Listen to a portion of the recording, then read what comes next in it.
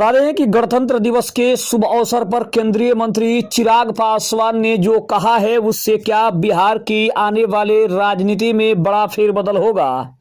आखिरकार भारत के आधार पर, और भारत न तो जाति के आधार पर चलेगा और ना ही धर्म के आधार पर, लेकिन क्या चौकीदार दफादार बनेंगे पासवान की ताकत। गणतंत्र दिवस पर चिराग पासवान का बड़ा दाव सामने आया। नमस्कार, मैं हूं संजीव और आप देख रहे हैं आप तक न्यूज। अगर आप हमारे चैनल पर नए हैं तो चैनल को जरूर सब्सक्राइब कर लें। आपको बता दें कि गणतंत्र दिवस 2026 के अवसर पर चिराग पासवान का यह बयान कि भारत न तो जाति के आधार पर चलेगा और न ही धर्म के नाम पर, उनकी बिहार फर्स्ट और बिहारी फर्स्ट की उस सोच को दर्शाता है जहां वे विकास और एकता की बात करते हैं। लेकिन आइए सबसे बड़े मुद्दे की बात करते हैं। जहां तक आपका सवाल यानी चौकीदार और दफादार बहाली को लेकर है, तो ताजा अपडेट्स और चिराग पासवान का कनेक्शन भी सामने आ रहा है। चिराग पासवान और उनकी पार्टी लोजपा मिलास लगातार बिहार में चौकीदार और दफादारों के आश्रितों की बहाली जो 2024 की नियमावली के तहत होती थी, उसकी वकालत शुरू कर दी है। हाल ही में चिराग पासवान ने मुख्यमंत्री नीतीश कुमार और उप मुख्यमंत्री सम्राट चौधरी से इस मुद्दे पर मुलाकात की है। उन्होंने स्पष्ट रूप से मांग की है कि पूर्व की व्यवस्था यानी अनुकंपा के आधार पर बहाली को फिर से प्रभावी बनाया जाए, क्योंकि इसमें समाज के एक बड़े वंचित वर्ग, विशेषकर पासवान समाज का जुड़ाव रहा है। बिहार सरकार अब चौकीदार दफादार बहाली के लिए नई नियमावली 2026 पर काम कर रही है। इससे जुड़ी कुछ बड़ी बातें सामने आई है। अगर कुल पद की चर्चा करें तो चर्चा है कि पूरे बिहार में लगभग 28,900 पदों पर बहाली की प्रक्रिया शुरू हो सकती है। इनमें से अधिकांश पद चौकीदार के हैं।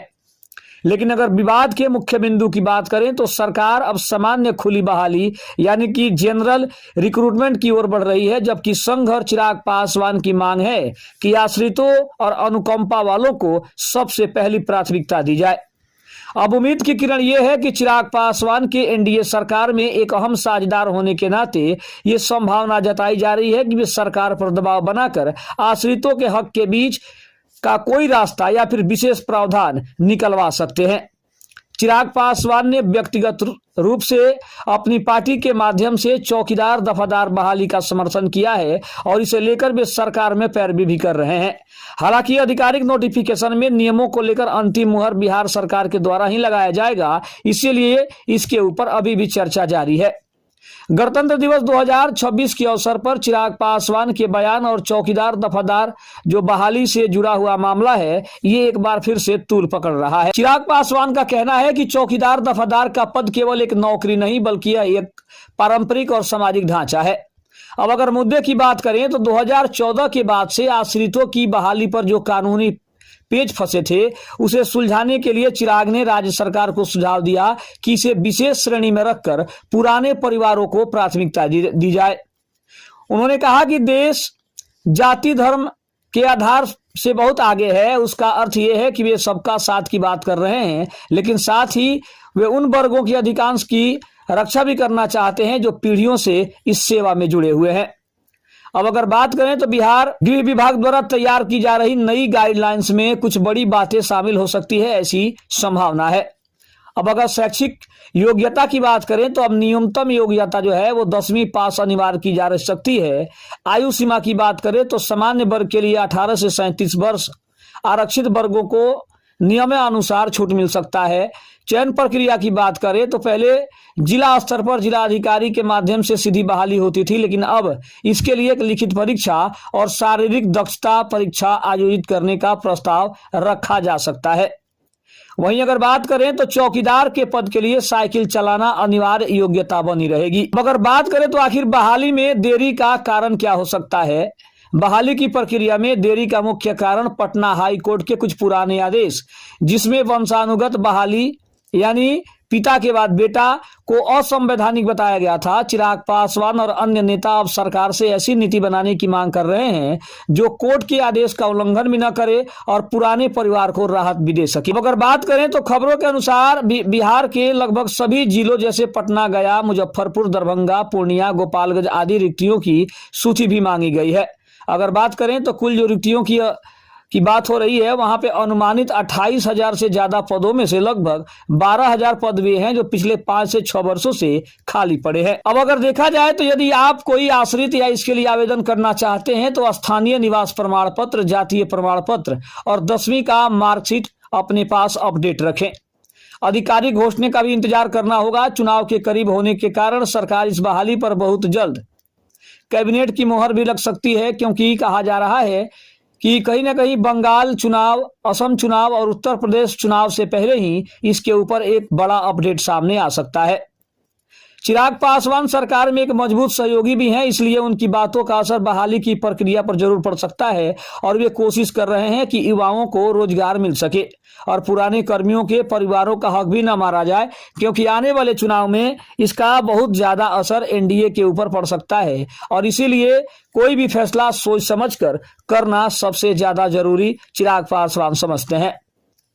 अब अगर बात करें तो चिराग पासवान इस मुद्दे पर एक निर्णायक भूमिका भी निभा सकते हैं, क्योंकि वे न केवल केंद्र में मंत्री हैं बल्कि बिहार की एनडीए सरकार के एक प्रमुख स्तंभ भी हैं। चौकीदार दफादार बहाली के मामले में वे कुछ बड़ा कदम भी उठा सकते हैं और सरकार के ऊपर एक बड़ा दबाव बनाने की भी चर्चा है। चिराग पासवान मुख्यमंत्री नीतीश कुमार के साथ कैबिनेट की बैठकों में इस बात पर जोर दे सकते हैं कि वंशानुगत बहाली जो कोर्ट के कारण रुकी हुई है उसको पूरी तरीके से खत्म करने के बजाय पुराने परिवारों के बच्चों को बोनस अंक दिया जाए। इससे उन परिवारों का हक भी सुरक्षित रहेगा और कानूनी प्रक्रिया का पालन भी होगा। अगर बात करें तो आश्रित सेवा को कानूनी सुरक्षा दिलाना ये भी सबसे बड़ी मांग है। वे मांग कर सकते हैं कि बिहार सरकार विधानसभा में एक नया विधेयक या अध्यादेश लाए जो चौकीदार दफादार के आश्रितों को विशेष परिस्थिति में नौकरी देने का प्रावधान करे। चिराग अक्सर कहते हैं कि यह वर्ग समाज का सबसे निचला और मेहनती हिस्सा है, इसलिए इसे कानूनन सुरक्षा जरूर मिलनी चाहिए। दूसरी तरफ अगर बात करें तो रिक्त पदों के लिए समय और सीमा दोनों तय करवाना जरूरी है। चिराग पासवान अपनी पार्टी लोजपा रामविलास के माध्यम से सरकार पर यह दबाव बना सकते हैं कि बहाली की प्रक्रिया को समयबद्ध किया जाए। अक्सर सरकारी बहालियां सालों तक लटकती रहती है और चिराग यह सुनिश्चित करवा सकते हैं कि 2026 के अंत तक विज्ञापन से लेकर नियुक्ति तक का काम पूरा हो सके।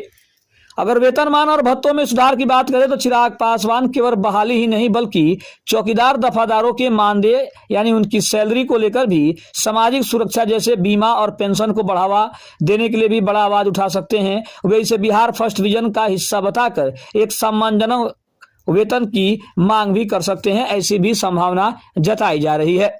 अगर दूसरी तरफ बात करें तो चिराग पासवान से इस बारे में उनके चाहने वालों को सबसे ज्यादा उम्मीदें हैं और उनको लगता है कि कहीं ना कहीं चिराग पासवान इसमें अगर हस्तक्षेप करें तो शायद उनकी बातों को माना जाएगा, क्योंकि वो सरकार का एक अभिन्न हिस्सा है, चाहे वो लोकसभा हो या फिर विधानसभा हो। वहां पे चिराग पासवान ने अपनी बात मनवाने के लिए ऐसा बहुत कुछ किया है जो एनडीए उनकी बातों को सुनेगा और उस पर गंभीरता से विचार करेगा।